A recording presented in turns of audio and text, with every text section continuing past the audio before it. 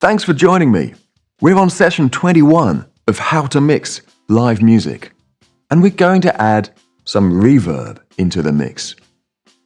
This is particularly useful on vocals and solo acoustic instruments to give them a bit of a lift above the core band mix.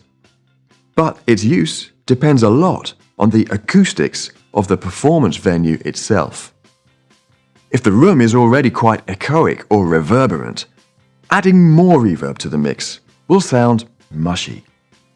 However, if the room is quite dry and dull sounding by itself, then adding reverb will help it to sound more pleasant. Like we discussed about compression last time, though, use it sparingly, keep it subtle, unless the style of music demands it as a special effect. If the performance venue is quite small, adding reverb to the voices and a few instruments can make it sound as if they are in a larger space. This could enhance the music and add comfort for the listeners. On both the TF mixers and the MGP mixers, there are two dedicated effects buses. Let's use effect 1 for reverb.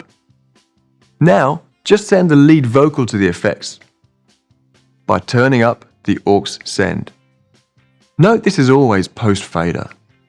The sound level going to the reverb effect is also adjusted by moving the vocal channel's fader itself. Next, switch on the effects return channel and turn up the level. On TF, this is an encoder to the right of the touchscreen. On MGP, it's a fader just by the group channels. Now choose the type of reverb to apply. And here's a clue. Don't select the same type of reverb as the venue type you are in. If the venue already sounds like a large hall, don't add a large hall reverb to that. Select the opposite. So if you're in a small room, try a hall reverb. If you're on a reverberant stage, try a room reverb. Or a plate reverb can be nice and subtle. This simulates the sound of a large vibrating metal plate, a classic way of creating artificial reverb in recording studios during the 1960s and 70s. Take a listen to the vocal input channel and the reverb return in combination. Or test it with your own voice and a microphone at the mixer. There are two main parameters to adjust for reverb: time and initial delay. Reverb time determines roughly how long the effect lasts. Somewhere between 1.5 and 2.5 seconds normally works well. Keep it short if the venue is quite echoic. Initial delay determines the length of time between the original sound and the start of the reverb. A longer delay will give a feeling of larger space. A shorter delay will sound more tidy. Especially, keep it short, around 10 or 20 milliseconds, if the venue is large and echoic. The reverb you apply can enhance the amplified sound before the natural reverb begins.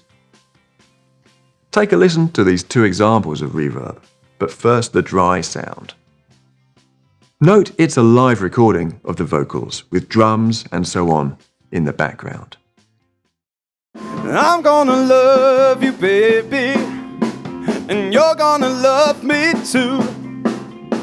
As long as we stick together, there's nothing we can't do.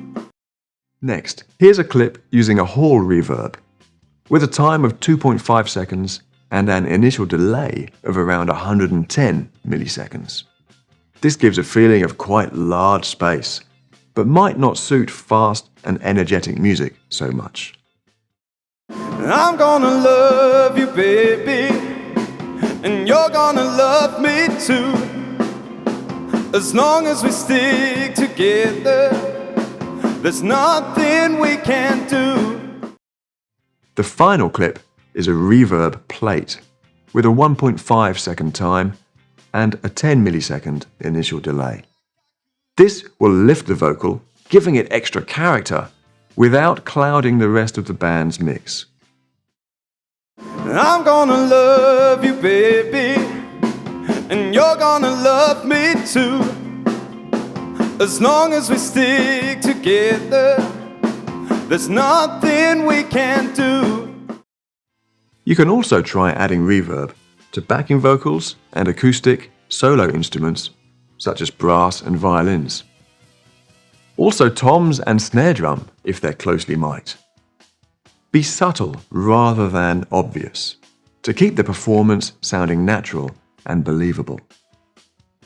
On the TF mixer, use Sends on Fader for Effect 1 or Effect 2 to adjust how much sound from each channel reaches the reverb processor. Next time, we're going to add a tap delay effect to vocals and guitars. It's going to be fun and the final addition to our live music mix. See you soon!